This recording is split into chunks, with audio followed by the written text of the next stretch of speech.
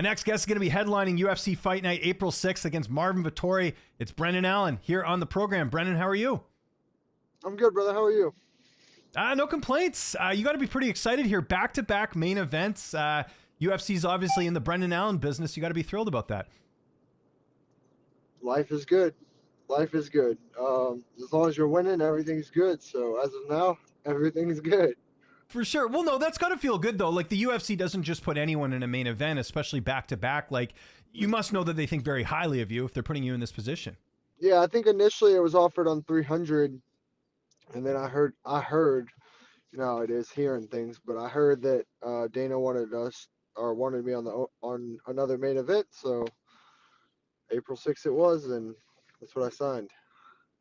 It seemed like this was a fight that made sense if you looked at the rankings and all that. Was this a fight you were expecting to happen next? Not at all. He had his chance last year to fight me, and he turned it down. So to me, it was like, I don't really care anymore. Mm-hmm. But you know, some things you can't get by, and people want them. And whatever the UFC wants, they're gonna figure out a way to get it. But I'm not the type to argue or complain. When it's time to fight, it's time to fight. And when I get to that point, I'll fight whoever. So Marvin is who it was. Everyone else was kind of beat up or matched at the time or just fought. So, and I didn't want to wait either. So it just that's just what fell into place, and It worked that's what out. it is. It seems like there's a bit of bad blood going into this fight. Where did this all start? Was it the fact that you guys were supposed to fight before and it didn't work out? Like, take me to back when you weren't a fan of Marvin Vettori. Let's put it that way. When did that start? I think it started at the PI in the cafeteria. We were having lunch before, and Chris Curtis and Sean came over to my table, and we were all chatting, just, you know, talking, catching up, whatever. And he was sitting back with some dude eating, and he's out of nowhere. He was just like, "Brendan, how's it feel to be around two guys that knocked you out?" And before I could even say anything, Sean was like, "Bro, we're all good. Like, there's no problems. We're just hanging out." And I didn't say anything, but I was like, "Oh, okay. Like, you're funny. You're a funny guy. All right. Ugly looking." But anyway, so then from there, like, he's that kind of person that instigates stuff and then plays victim when it goes awry, you know, like, he's just one of those people. Just like he did the same thing on Saturday night. Like, everyone's good at talking shit, and he's like, I'm real. I come right to you. No, you're a bitch. You waited till everyone got in between us and then acted like you were going to do something. But when we were, a foot from each other, he did nothing but just talk. Right. I saw something about that on your Instagram, that he was sitting fairly close to you. Tell me about that exchange real quick that happened at UFC 299. I mean, he come up to me at the beginning with Ali, because Ali came up with me and he was there, and Ali was like, "I'll be good, shake hands." I was like, "All right, whatever." And he wouldn't even look me in my eyes when he shook my hand. And then that was it. And then later on the night, obviously I've known Dustin for a very long time. So after he fought, I walked up to the front and I told him, "Yo, congratulations." Like, so his seat was on the whole opposite side, on like where people enter the arena. Mine was on the exit side where people walk out after they fight. So anyway, I was up there. I was waiting for him to come by. Finally, he come up, and I told him, like, Dustin. And then next thing I know, I look behind me, and he's like right there. Like, "Bro, you've known him for 3 months. Calm down, bro. I've known him for fucking 15, 16 years. Anyway, whatever. It's whatever. And anyway, Dustin starts smiling. He's like, "Oh, bro, it's cool you guys are hanging out." And he looks over and flicks me off, and he starts laughing like, "Oh," and he goes, "Oh, fuck him." Like, all right, whatever. And like I told him then, I'll see you in a month. Just keep that same energy. I'll see you in a month. And next thing you know, earlier in the night before this, he had posted a picture on his story about me, but he didn't tag me. And it got back to me. A whole bunch of people sent it to me, but he put like the emojis like I'm scared of him or something. Mm-hmm. And so anyway, I added him back. And well, I posted, but I added him because I'm not a bitch. I'm gonna at you. And I was like, "What? You can't at me. Your shoulder hurts." Because through the woodworks, his shoulder was hurt. Next thing you know, I guess he finally seen it. He come right over to me, like, after this Dustin exchange. And he's like, "Who told you? Who told you?" And I was just laughing. I was like, "Bro, don't worry about it." Because in my head, it's like, yo, don't be mad at the ear, be mad at the mouth. Like, don't be mad that your people are the ones talking. Like, I didn't ask for it, but the info got back to me. Mhm. And anyway, I was like, bro, don't worry about it. He's like, you're a bitch. You hang out with rats. Da da da da da. I'm like, all right, bro, just keep the same energy, because in 1 month from today, we're gonna find out. So don't worry about it. Then he stepped back and got behind like one of my friends or whatever, and then he started acting like he wanted to do something. I was like, yeah, of course. You want to talk shit and act like you're gonna do something now that there's 4 or 5 people in between us. Like, you're a bitch. Go back to your seat.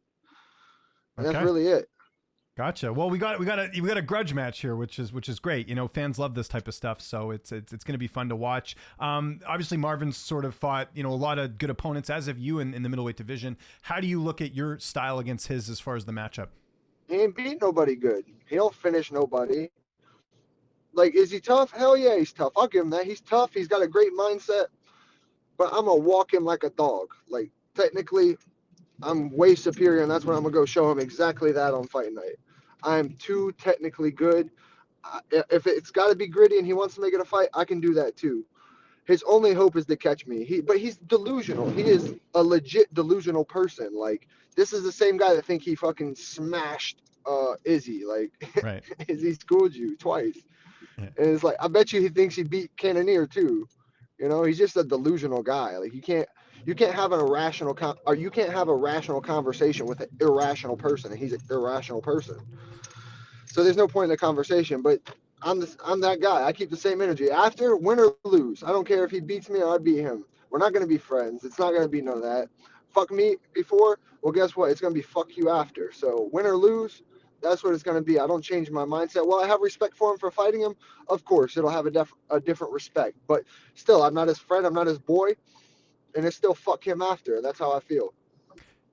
Yeah, I totally understand. And you sort of referenced it there. He has never been finished in the UFC. Does the game plan change a bit just knowing that he's a little bit more durable than some of the other opponents in the division? Never. It never changes. I'm going to finish him. I don't care if I fought guys that knock people out that ain't been dropped or this and that, and I do that. I like guys that ain't been submitted. I submit them. Just because he hasn't been finished means nothing to me. Like, he hasn't fought me. Yeah. He hasn't fought anyone like me. So I'm still going out there, and I'm going out there to put him away. And again, my goal is to outclass him and then put him away. Like, I'm coming to prove a point, and I don't care who the point's to me. Like, I'm proving it to myself that I am just that damn good. And yeah, that's how I feel. I don't care if he's been finished or not. We'll see if that remains the same after April 6th. Training camp, you're at one of the best gyms in the world at Kill Cliff FC. I know the gym's just popping right now. You know, you work a lot with your buddy Tuco. Who else you get to train with over there? Who's been some of the main guys helping you get ready for this one? Right now, I got my boy Impa. Oh, As nice. you can tell, Impa, he got me good. Impa, been working a little bit with Ungla. Man, trying to think of the guys that I've been going with. It's just been switched so much. I worked with a little bit with Sato, Impa, Tuco. Who else? We've had some muscly guys that we've worked with too that I'm losing names right now. Oh, no worries. It's not your job to do roll call. Did you and Gerald get to work together? Obviously, Gerald's fighting this Saturday against Barberena. I worked with him a little bit, but obviously he's been preparing for a different guy than me. Yeah. So not crazy amount, but I worked with him a little bit. Yeah, man, it's just been weird. It's been different. We've been honestly, to be honest, this camp's been different for me. I don't even pick sparring partners. Tuco and Henry, they just show up in front of me, and that's who I'm sparring with. I haven't even, so roll call's been kind of hard. I just know Impa is a person that I've been working with like diligently, inconsistently, just because of his style, his explosiveness. Like, it's literally impossible for Marvin to be more explosive and to be faster than him. It's impossible. So the way that Impa moves, and the way he explodes, his strength, all his athletic abilities, there's no way that Marvin's going to be able to match that. And that's exactly why I've chosen to work with him. Who will be in your corner for this fight? As of now, Tuco, Henry, my second pops, basically, Mr. Avery, and then I don't know. I haven't figured out the last one yet. Hopefully, we'll solve that one out within the next couple of days. And your prediction? How do you see this one going down? I'm going to finish him for sure. I don't know how. Like I said, he's a tough guy, very tough guy, and I'm going to break him. Uh, that's it. I don't care about anything else. I'm coming to break him. So I don't know. I really think I catch him on the feet and finish him on the ground, whether it's by strikes or by submission. I like I said, I think the guy's very delusional. So I hope he's so delusional that he thinks he can out wrestle me and out jiu-jitsu me. He says jiu-jitsu's better. So I really, really hope he comes to find out, because I really can't wait for that. That's what I hope. Where does a win put you, especially a finish? Because like I said, he's never been finished before, so that would look really good on the resume. Does that get you a title shot? Does it get you close to a title shot? Where do you put a win here? Not looking past April 6th, obviously. Yeah, definitely never looking past it. But man, that's it's hard to say, man. The division's so crazy. Obviously, I hope it puts me above everyone else for a title shot. But you never know, man. I think, honestly, in my honest opinion, I think if I had a crazy ton of followers, if I had a big following, I think I would already have one. But I don't, so I just have to do all this shit off of skill. And because I'm not the kind of guy to do things for clicks or for clout or anything like that. I'm just me. I don't change me. But I think if I had a lot of followers, I'd already have a title shot. But worst case scenario, one more fight after this for number one contenders and then a title shot. Because, oh man, the champion couldn't hold my lunch. So that's easier. Yeah, are you kind of hoping by the time you do get to fight for the title that Du Plessis is the champion? Because I know there is a bit of bad blood there. I just think the dude's been ducking me the whole time. Like, I've tried to fight him since he come into the UFC, but he's super lucky guy. Like, don't get me wrong, he's only had one real fight and was gifted the belt. But I like to talk my shit like everyone else. But man, there's a certain time where I'm done. I don't want to talk no more. I just want to show it. Mm-hmm. I feel that way for the Marvin fight, and I feel that way for him as well. So yeah, I don't care who's there, to be honest. I feel I'm the best in the world. And if you're truly the best in the world, you should be able to beat anyone. So I'm here to beat anyone. Who do you think DDP should fight next? I think that's the big question. It looks like it's going to be Izzy, but some people feel like the way Izzy lost to Strickland that he shouldn't get that opportunity. Do you have like a preference? Like who do you think should be fighting Du Plessis next? That's tough, man. I think it's either between Sean, because I really don't feel he beat the champion. I think he was gifted the belt. But I think it should either be Sean or Cannonier. I don't think Izzy should get a title shot, and I think Izzy's gonna fight Cumshot next. That's my opinion. But yeah, I think it should be between Sean or Cannonier. Okay, and so you kind of answered my next question, which is you think Adesanya should fight Chimaev. I was going to ask you who Chimaev should fight, because I think there's a lot of people who feel like he doesn't have a win over a ranked middleweight, so why give him a title shot? Yeah, for sure. That dude should definitely not fight for the belt. He exactly that. I feel exactly the same. He hasn't beat a ranked middleweight, and therefore he shouldn't. Yeah. And I think I kind of know the answer to this too, but you sort of referenced him earlier. Are you and Sean Strickland cool? I know back when you guys fought, there was a bit of back and forth, but it seems like you guys have squashed that. Is that accurate, or you and Sean still not seeing eye to eye? Yeah, no, we're good. It's just competitive, man. I just want to fight him just because, I don't think I performed well that night, and I think I'm better. Outside of competitive and business, I have nothing against him. We squashed that before. And we have kind of a few similar views on some things of life. I can't say everything for sure, but right. I know what you mean. Yeah. So yeah, I don't have a problem with Sean. He's a funny dude, but yeah, well, and it looks like he came to your defense at that whole Vettori thing too, right? So you kind of had your back there, right? Yeah, I guess so. Even though they're boys or whatever, yeah. It's just the dude, like I said, the dude just likes to nitpick. He's like a teenage girl, just nitpick. And then as soon as something happens, he's like, "Oh, I didn't mean that. I was just joking." Or, he plays victim or whatever. I don't like that.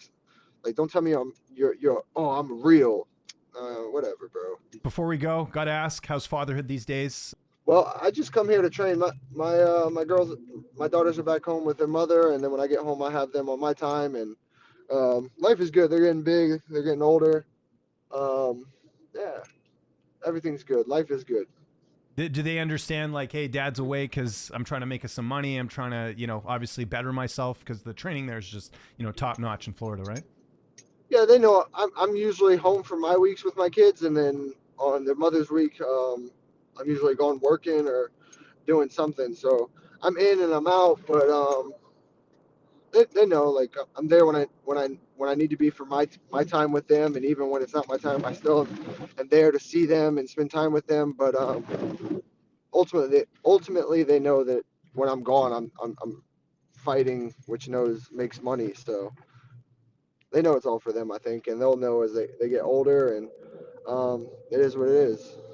There we go. Brennan, we're looking forward to this main event, April 6th, UFC Fight Night. Anyone you want to thank before we get out of here? Any sponsors, any social media you want to mention? I'll give you the last word. Thanks, bro. Thanks for having me. It's been a while, but thank you. Thank you for your time. Thanks to Jim, everyone at Killcliff. Thanks to my boy Tuco, his family, and Monster, Kudo, Nevin, all my sponsors. Thank you guys. I appreciate you guys. And April 6th, we'll try to get it done.